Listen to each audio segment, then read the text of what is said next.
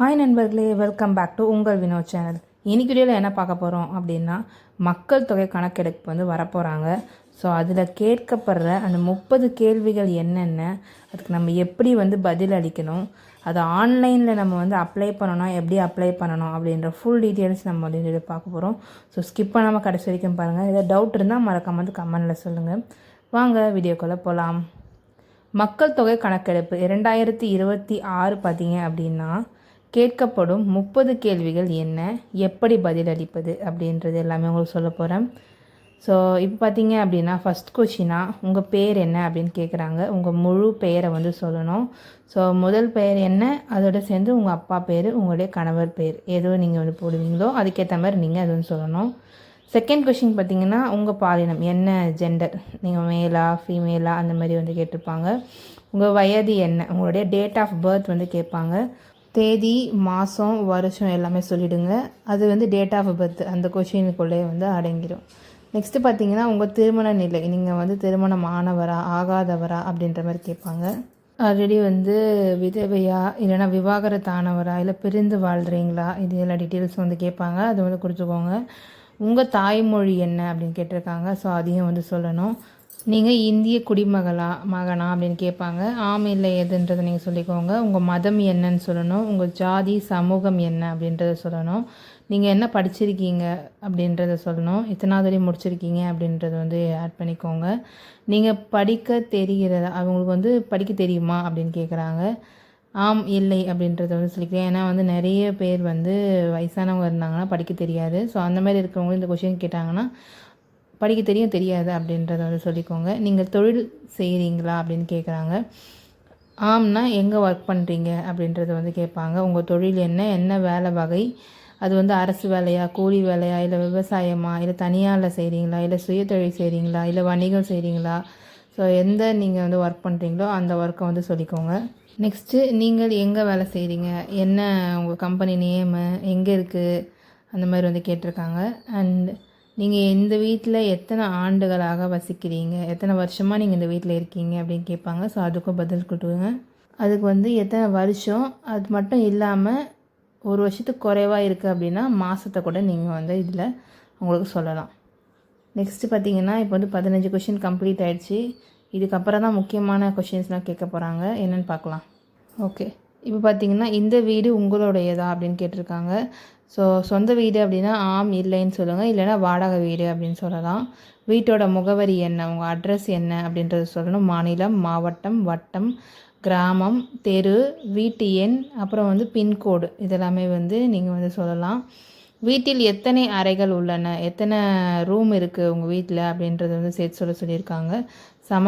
சமையலறையை தவிர்த்து நீங்கள் வசிக்கும் அறைகளின் எண்ணிக்கை, அது வந்து கிச்சன் இல்லாமல் மீதி இருக்க ரூம்ஸ் வந்து கேட்டிருக்காங்க. உங்கள் குடும்பத்தில் மொத்தம் எத்தனை பேர் இருக்காங்க அப்படின்றத வந்து கேட்பாங்க. ஸோ எத்தனை பேர் இருக்கீங்களோ அத்தனை பேரோட நம்பர்ஸ், 4 பேர் 5 பேர் அந்த மாதிரி சொல்லலாம். உங்களுடைய ரேஷன் கார்டு இருக்கா அப்படின்னு கேட்பாங்க. இருக்குது இல்லை அப்படின்றத சொல்லணும். ஆதார் கார்டு இருக்கா அப்படின்னு கேட்பாங்க. இருக்குது இல்லை அப்படின்றத சொல்லணும். ஓட்டர் ஐடி இருக்கா இல்லையா அப்படின்றத கேட்பாங்க. ஸோ இது எல்லாமே அவங்க வர்றதுக்கு முன்னாடி நீங்கள் ரெடியாக வந்து வச்சுக்கோங்க. ஓகேங்களா. உங்கள்கிட்ட வந்து மொபைல் ஃபோன் இருக்கா அப்படின்னு கேட்பாங்க. ஸோ அது இருந்ததுன்னா அதோடைய ஃபோன் நம்பர் வந்து எழுதிப்பாங்க. உங்களிடம் மின்சாரம் இணைப்பு உள்ளதா, உங்கள்கிட்ட இருந்து கரண்ட்டு இருக்கா உங்கள் வீட்டில் அப்படின்ற மாதிரி கேட்பாங்க. இது இருந்துச்சுன்னா அதோட கன்சியூமர் நம்பர், அந்த எலக்ட்ரிசிட்டி பில் இருக்குது பார்த்தீங்களா, ஸோ அந்த அட்டையில் வந்து உங்களுக்கு அந்த நம்பர் இருக்கும். அதை நீங்கள் வந்து கொடுக்குற மாதிரி இருக்கும். நெக்ஸ்ட்டு கழிப்பறை வசதி உள்ளதா, அவங்க வீட்டில் வந்து டாய்லெட் இருக்கா அப்படின்னு கேட்பாங்க. அது வந்து வீட்டுக்குள்ளே இருக்கா, வீட்டுக்கு வெளியே இருக்கா, எப்படி நீங்கள் வந்து அதை கட்டியிருக்கீங்க அப்படின்றத வந்து கேட்டிருப்பாங்க. அப்புறம் வந்து குடிநீர் வசதி, உங்களுக்கு வந்து தண்ணி சர்வீஸ்லாம் இருக்கா, இந்த குழாய் மூலம் வர்றது இல்லை கிணத்துல வர்றது இல்லை எது மூலிமா நீங்கள் வந்து தண்ணி வசதி பெற்றிருக்கீங்க அப்படின்றத கேட்பாங்க. நெக்ஸ்ட்டு சமையலுக்கு பயன்படுத்தும் எரிபொருள், அதாவது கேஸ் சிலிண்டர் உங்ககிட்ட வந்து இருக்கா, அப்படி இருந்துச்சுன்னா அது நீங்கள் வந்து என்ன பிராண்டு வந்து யூஸ் பண்ணுறீங்க, ஒரு சிலிண்டரா 2 சிலிண்டரா அந்த மாதிரி வந்து கேட்பாங்க. உங்கள் வீடு எந்த வகை அப்படின்னு கேட்பாங்க. தனித்த வீடா, இணை வீடா, இல்லை அடுக்குமாடி குடியிருப்பா, இல்லை குடிசையா, எதுவோ அதை நீங்கள் வந்து சொல்லணும். வீட்டில் எந்தெந்த வசதிகள் உள்ளன, டிவி, ஃப்ரிட்ஜு, இந்தமாரி காரு, 2 வீலர், இந்த மாதிரி வந்து என்னென்னலாம் உங்கள் வீட்டில் வசதிகள் இருக்கோ அது எல்லாமே நீங்கள் வந்து சொல்லணும். அதே மாதிரி வீட்டில் மாற்றுத்திறனாளி யாராவது இருக்காங்களா அப்படின்னு கேட்குறாங்க. ஆம்னா இருக்காங்கன்னு சொல்லிட்டு அவங்கள பற்றின பேர், வயசு, அவங்க எதில் வந்து அவங்க குறைபாடு இருக்குது அப்படின்ற மாதிரி அந்த டீட்டெயில்ஸ்லாம் கேட்பாங்க. ஸோ அது எல்லாமே கொடுத்துக்கோங்க. ஸோ இதுதான் வந்து முக்கியமாக கேட்கப்படுறேன் அந்த 30 கொஷின்ஸ். இதை குறிப்பு பார்த்திங்க அப்படின்னா அனைத்து தகவலும் ரகசியமாக வைக்கப்படும்னு சொல்லியிருக்காங்க.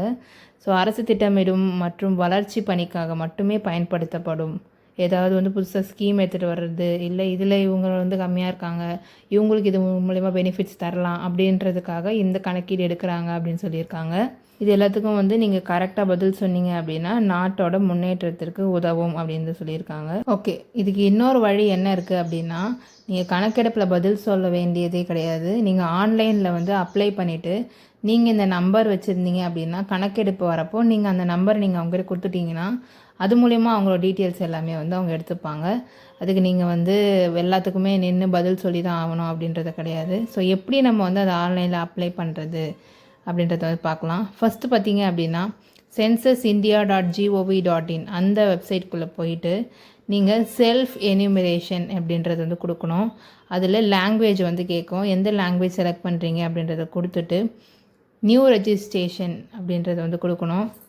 அப்படி இல்லைனா ரெஜிஸ்டர் ஹியர் அப்படின்றத வந்து கொடுத்துக்கலாம். இல்லை ஆல்ரெடி நீங்கள் இதில் அக்கௌண்ட் வச்சுருக்கீங்க அப்படின்னா ஆல்ரெடி ஹேவ் அன் அக்கௌண்ட்டில் போய் லாகின் பண்ணிக்கலாம். ஓகே, நியூ ரெஜிஸ்ட்ரேஷன் பண்ணுறதை பார்த்துடலாம். நியூ ரெஜிஸ்ட்ரேஷன் கொடுத்தீங்க அப்படின்னா உங்கள் ஃபோன் நம்பர் கொடுத்து அதுக்கு வந்து ஓடிபி போகும். ஸோ அந்த ஓடிபி என்ட்ரு பண்ணதுக்கப்புறமா உங்களோட பர்சனல் டீட்டெயில்ஸ், உங்களோட அட்ரெஸ்ஸு, உங்களுடைய ஃபேமிலி டீட்டெயில்ஸு, இதுக்கப்புறம் நான் என்னென்ன அந்த 30 கொஷின்ஸ் கேட்டிருந்தானோ அது எல்லாமே வந்து அதில் கொடுத்துருப்பாங்க. உங்களோட வீடு என்ன சைஸு, உங்கள் வீட்டில் வந்து நல்லா இருக்கா இல்லையா, என்ன பொருள் வச்சுருக்கீங்க, எல்லாமே வந்து கேட்டிருப்பாங்க. ஸோ எல்லாத்தையும் வந்து கரெக்டாக வந்து என்ட்ரு பண்ணிவிட்டு அதுக்கப்புறமா மொத்தமாக சப்மிட் அப்படின்றது வந்து கொடுக்குறோம். ஸோ சப்மிட் கொடுத்ததுக்கப்புறமா நம்மளுக்கு இந்த உறுதிப்படுத்துதல் அப்படின்னு சொல்லி இந்த ரெஃபரன்ஸ் ஐடின்னு ஒன்று வரும். ஸோ இந்த ரெஃபரன்ஸ் ஐடியை வந்து சேவ் பண்ணி வச்சுக்கோங்க. எங்கன்னா வந்து நீங்கள் கரெக்டாக ஸ்க்ரீன்ஷாட் பண்ணி வச்சுக்கலாம், இல்லைனா வந்து நீங்கள் பிரிண்ட் எடுத்து பத்திரமா வச்சுக்கலாம். இந்த ஐடி இருந்துச்சு அப்படின்னா நீங்கள் அந்த வெரிஃபிகேஷன் வரப்போ அந்த ஐடி நீங்கள் கொடுத்துட்டீங்க அப்படின்னாலே நீங்கள் எதுக்கும் ஆன்சர் பண்ண வேண்டியது கிடையாது. ஓகேங்களா, இதான் வந்து மெயினு.